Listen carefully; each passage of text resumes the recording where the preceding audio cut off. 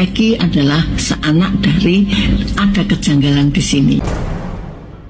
Deddy Mulyadi ini siapa? Apakah beliau memiliki wewenang untuk penyelidikan dan penyidikan? Itu menjadi tanda tanya. Malah jadi bisa melepaskan si penjahat.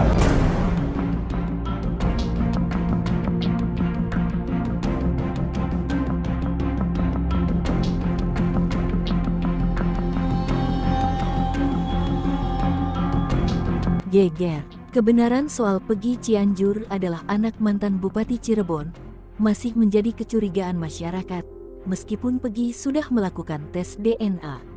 Apalagi, Peggy dan Cecep yang mengaku sebagai kuli bangunan, namun bisa tampil dengan motor-motor mewah. Tak hanya itu, seorang ibu-ibu ini membongkar kejanggalan dalam akta kelahiran Peggy. Benarkah dari tanda-tanda yang ada, makin menguatkan bahwa Peggy Cianjur anak palsu Pak Cecep? Peggy adalah seanak dari ibu atau perkawinan Pak Cecep dengan istrinya itu di bawah tangan atau siri. Nah, dalam akta kelahirannya itu disebut bapaknya adalah Cecep. Padahal apabila kelahiran anak itu diperoleh dari perkawinan siri, maka akta kelahiran bunyinya orang tuanya adalah si ibu, bukan suami, ya, bukan nama bapaknya. Tapi yang tercantum di dalam akta kelahiran Peggy itu adalah nama Pak Cecep, ya. Ada kejanggalan di sini. Yang kedua, kejanggalan tulisannya terketik, ya, blur atau samar, ya, sepertinya bekas kena air, tetapi tidak ada menunjukkan bahwa air terpacik di situ. Kan mesti ada tepi-tepi air yang membatasinya, tetapi tidak ada. Ya, jadi memang diketik seperti itu. Yang ketiga, tentang akta kelahiran itu, yaitu ada kesalahan Peggy berjenis kelamin perempuan. Ya. Nah, di sini Pak Cecep sama sekali tidak ada empati terhadap akta kelahiran. Akta kelahiran itu adalah merupakan data di mana ini nanti akan selamanya dipakai. Seperti itu di tahun 90-an semestinya seorang orang tua sangat-sangat paham tentang kegunaan dari akta kelahiran, ya, karena sangat digunakan kemana-mana, ya. Alvin Lim juga berpendapat, tindakan Deddy Mulyadi yang melakukan tes DNA Peggy tanpa didampingi oleh penyidik justru dapat berakibat fatal dalam proses kasus Vina yang sedang berjalan ini. Menurut Alvin Lim, tindakan Deddy justru bisa melepaskan seorang penjahat yang seharusnya bersalah dalam kasus ini. Deddy Mulyadi ini siapa? Mohon maaf ya, saya tahu beliau adalah public figure, ya kan, pejabat. Tetapi apakah beliau memiliki wewenang untuk penyelidikan dan penyidikan? Itu menjadi tanda tanya. Kalau dia mulai membawa orang, dia lakukan DNA, itu adalah proses lidik sidik, Pak. Yang harusnya dilakukan ketika lidik sidik kan orang ditangkap misalnya atau diperiksa di situ kan. Wah, kayaknya dia nih. Coba DNA kamu deh, coba sperma kamu, coba apa? Diperiksa gitu kan. Itu kewajiban dari polisi, Pak. Bukan kewajiban Deddy. Jadi apapun yang Deddy lakukan dan misalnya dia dapatkan alat bukti pun, itu menurut saya nanti akan menjadi kontraproduktif. Karena kalau alat bukti didapatkan dengan cara yang tidak benar, gugur, Pak. Alat bukti itu nggak bisa dipakai, ya. Jadi jangan seharusnya melakukan itu tuh jangan, nggak bisa. Karena itu tidak ditemukan dengan alat yang sah, dengan cara yang sah, sehingga batal demi hukum. Malah jadi bisa melepaskan si penjahat.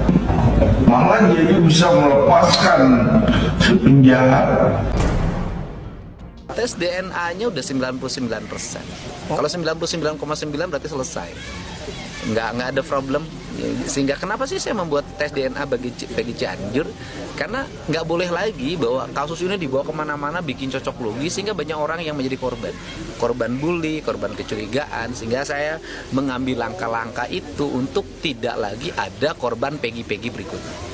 Pak. Tidak boleh ada korban Peggy berikutnya, tidak boleh ada korban Andi, tidak boleh ada korban Dani gitu loh ya.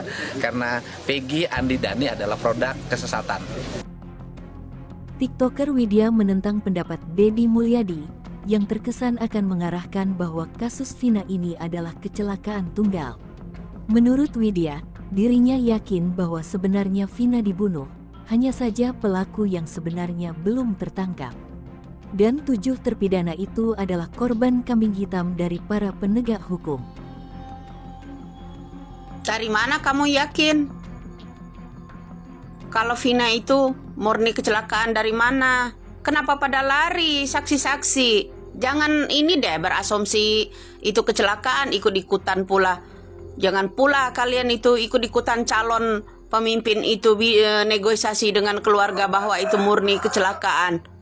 Nggak ada, itu dibunuh, itu dia tuh dipukul. Kata siapa itu murni kecelakaan? Jangan ngadi-ngadi deh ya. Sampai kapanpun saya pasti akan ada bukti. Ingat itu ya. Kemarin saya juga udah siaran langsung. Saya ditanya langsung sama yang namanya Pak Tony, pengacara Peggy Setiawan. Kalau yang namanya CCTV yang di Indomar itu Pak, 2016 itu ada. Satu lagi, warawirinya orang di situ ada. Motor, salah satu motor yang dipakai orang-orang tersebut di sana.